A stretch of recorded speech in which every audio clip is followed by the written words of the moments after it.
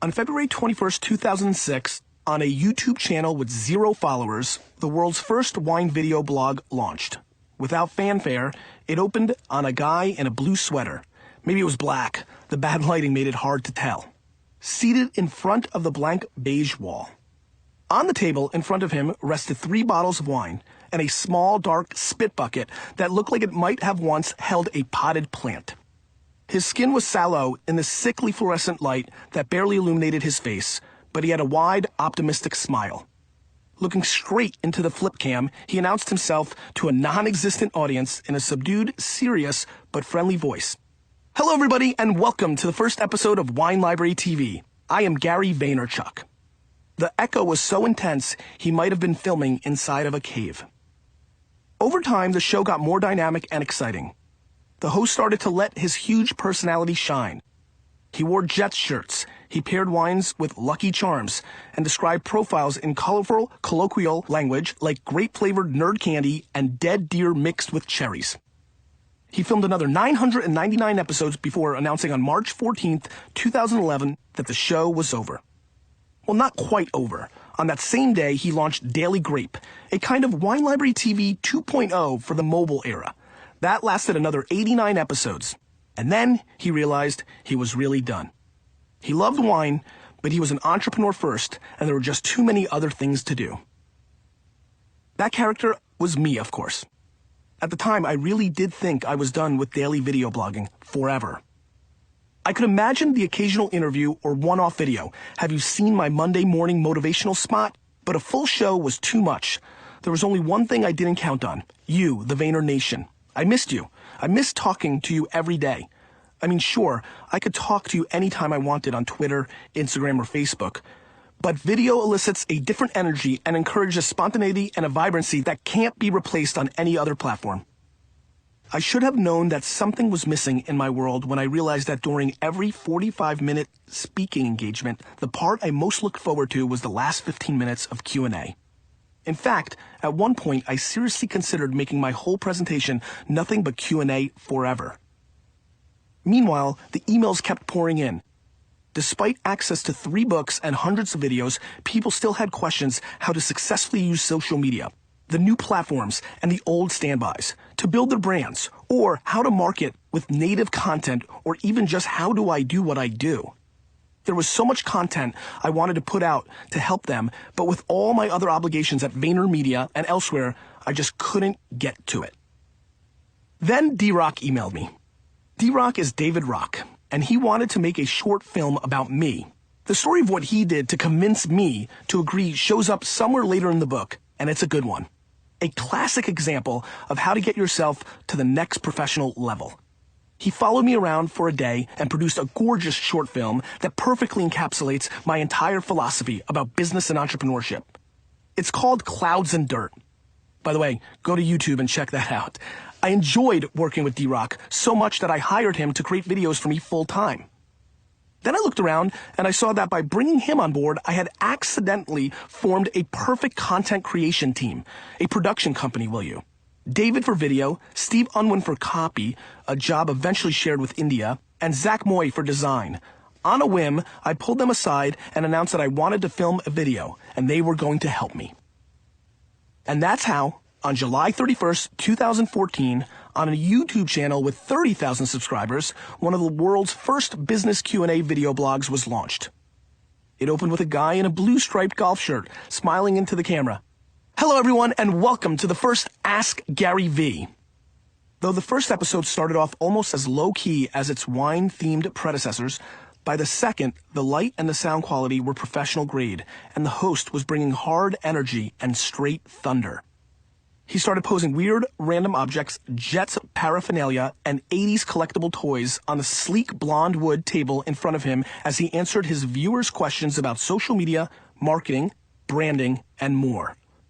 Subscriptions to the channel and eventually to the accompanying podcast ballooned as viewers kept asking questions and he kept answering them.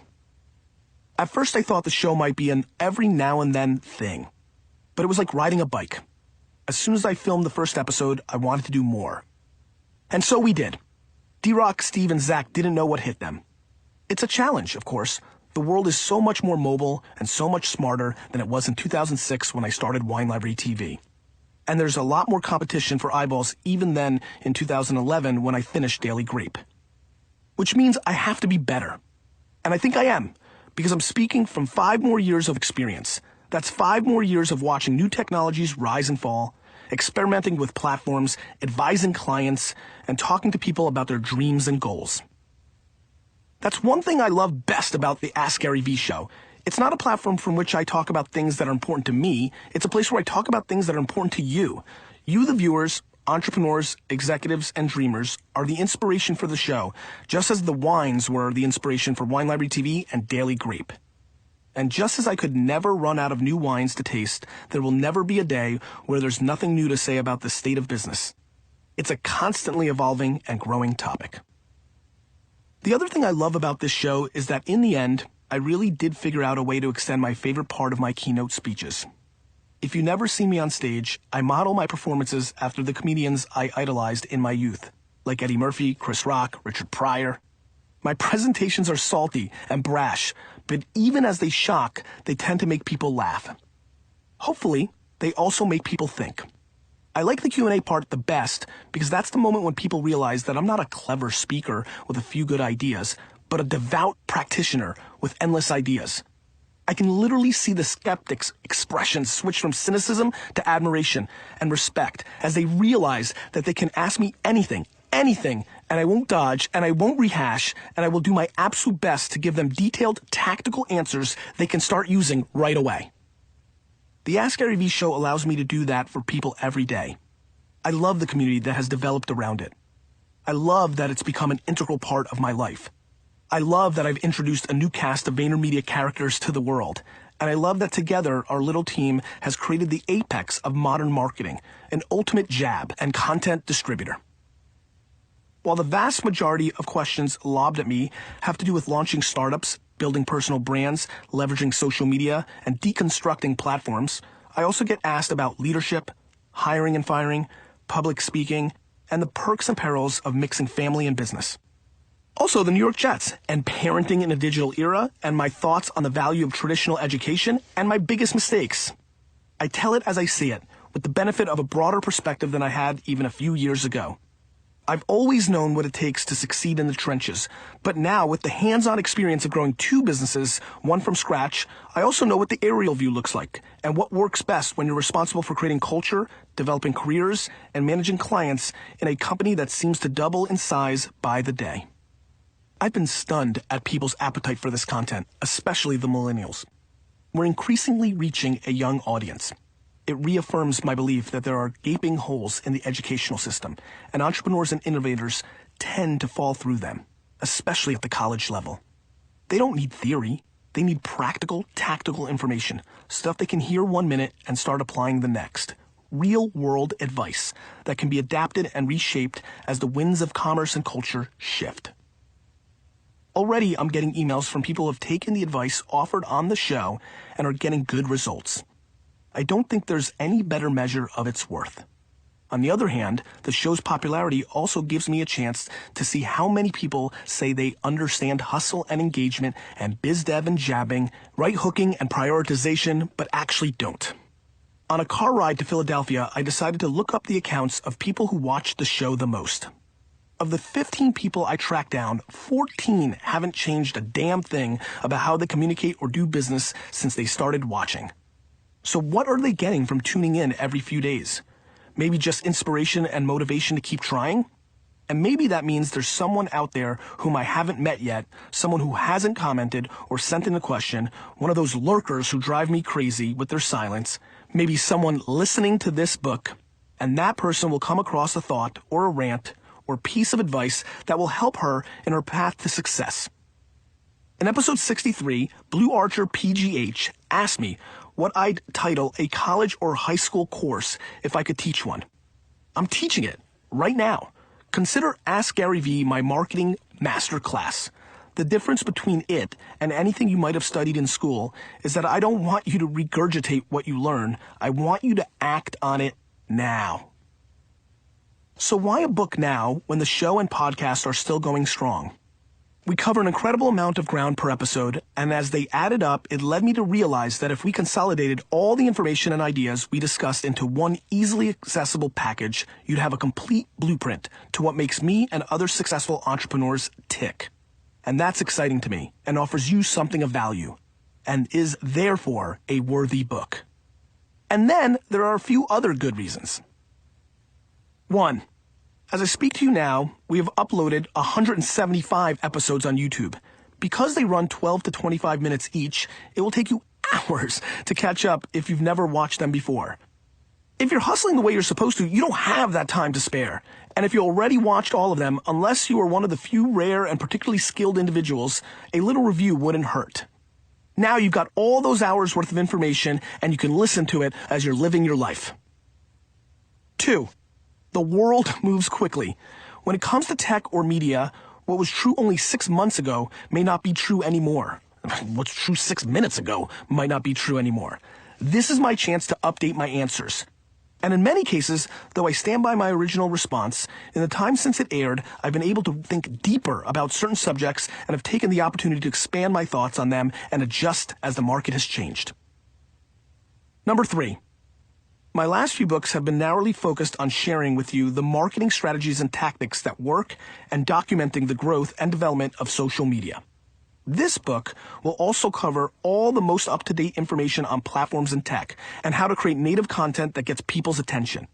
But it will go broader and deeper as well, revealing what I've learned not just as my role as an entrepreneur and marketer, but as a leader, manager, and family man. I hope this book will offer a perfect blend of motivation, inspiration, data, strategy, and executable advice. 4. We've also included many brand new questions and answers pulled from fans across all channels, as well as from our own employees. So you'll find some familiar stuff in this book and a lot of new. Some questions have been consolidated or rephrased for clarity. Some are short and simple and silly, but I wanted to capture some of the fun we have on the show. All the topics are timeless, however, and you'll find that even the most specific answers can frequently be adapted in all kinds of ways for almost every industry, service, and product.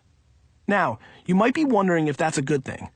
What could someone else's question about optimizing social for the elevator industry or the future of Instagram or Disney's billion-dollar magic band possibly have to do with you? 5. Everything. Because a discussion of Disney's Magic Band leads to a debate over the future of wearable tech, which leads to Amazon's Dash button, which makes it possible to reorder consumable products literally at the touch of a button adhered to household items. Imagine, just as you pour the last drop of detergent into the laundry, you can lean over and tap the detergent button affixed to your washing machine, and just like that, a new container is ordered and on its way. It doesn't take a genius to see how the development might impact every single business on the planet. And if you listen to my answers to the questions about making great content for the elevator industry, how musicians can make a better living, or why Instagram is going to be worth $1 bazillion soon, you'll see that information has everything to do with you too. My hope is that after you listen to this, you'll feel empowered and armed with a deeper understanding of the current business environment, including the ins and outs, the black, the white, and the gray, the IQ and the EQ, the details and the big picture surrounding everything it takes to be a successful entrepreneur, executive, CEO, and manager.